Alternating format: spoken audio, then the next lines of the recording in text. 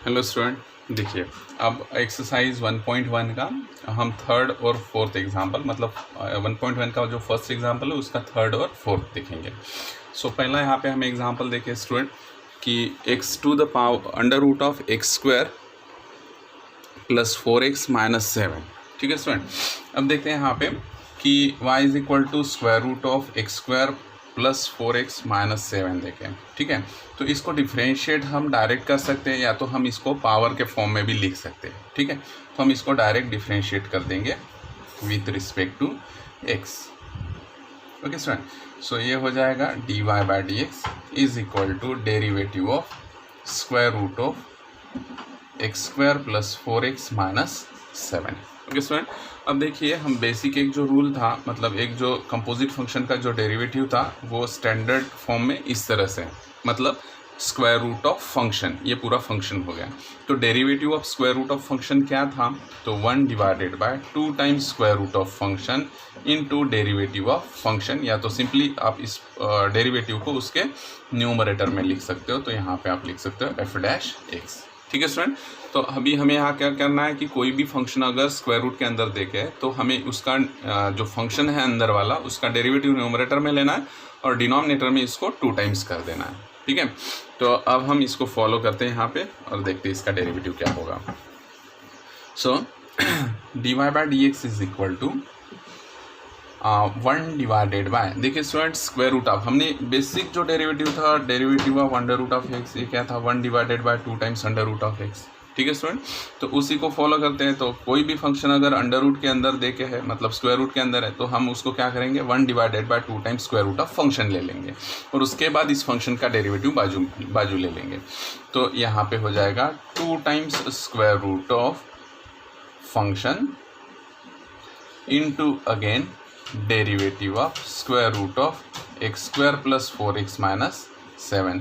So is equal to, अब हम यहाँ sorry this is not a square root. Okay student, this is square root of function, ये function हो गया ना। तो अब हम यहाँ पे क्या करते हैं, इसका डेरिवेटिव निकाल लेते हैं।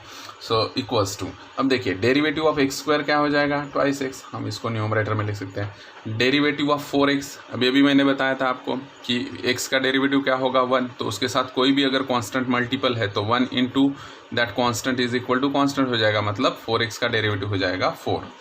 और कांस्टेंट का डेरिवेटिव क्या होता है, 0 होता है। ध्यान में रखिए यहाँ पे कांस्टेंट मल्टीप्लाइड बाय अगर x आता है तो इसका डेरिवेटिव कभी 0 नहीं होता है, x का डेरिवेटिव 1 होता है और 1 इंटू 4 इज इक्वल टू 4 हो जाएगा, divided by 2 times under root of x square plus 4x minus 7। ठीक है स्टूडेंट, अब यहाँ से 2 कॉमन लेकर अगर इसके साथ कैंसिल कर देते तो ये हो जाएगा 2x plus 2 divided by 2 times square root of x square plus 4x minus 7। ठीक है स्टूडेंट, तो ये वाला 2 यहाँ से कॉमन निकाल लिया हमने, तो यहाँ पे रह जाएगा x और यहाँ पे रह जाएगा 2। तो देखिए 2 into 2 is equal to 4, 2 into x is equal to 2x।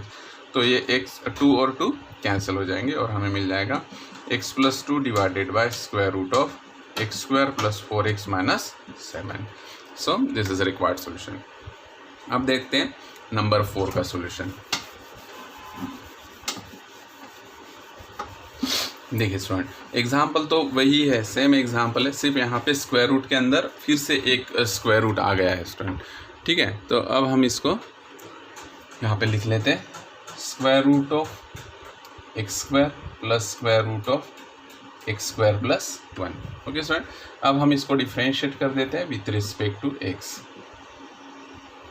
Okay, so इसका डेरिवेटिव हो जाएगा dy by d x is equal to derivative of square root of x square plus square root of x square plus 1।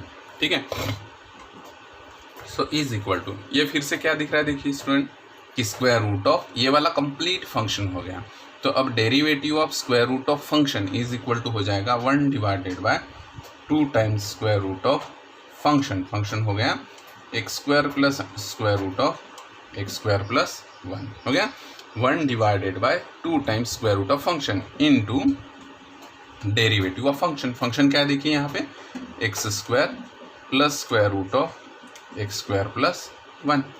Okay, so is equal to, अब यहाँ पे हम क्या करते हैं 1 divided by 2 times square root of x square plus square root of x square plus 1। Derivative of x square लेते हैं, derivative of x square is equal to क्या हो जाएगा, ट्वाइस एक्स हो जाएगा। ठीक है, derivative of x square is equal to twice x, 2 आगे आ जाएगा और पावर में से 1 माइनस हो जाएगा। प्लस अब हमें इसका डेरिवेटिव लेना है स्टूडेंट, तो इसका डेरिवेटिव लेते वक्त हमें क्या करना पड़ेगा, फिर से एक बार कंपोजिशन हमें दिख रहा है यहाँ पे, क्योंकि स्क्वायर रूट ऑफ फंक्शन है। सो हम लिखेंगे 1 divided by 2 times square root of x square plus square root of x square plus 1।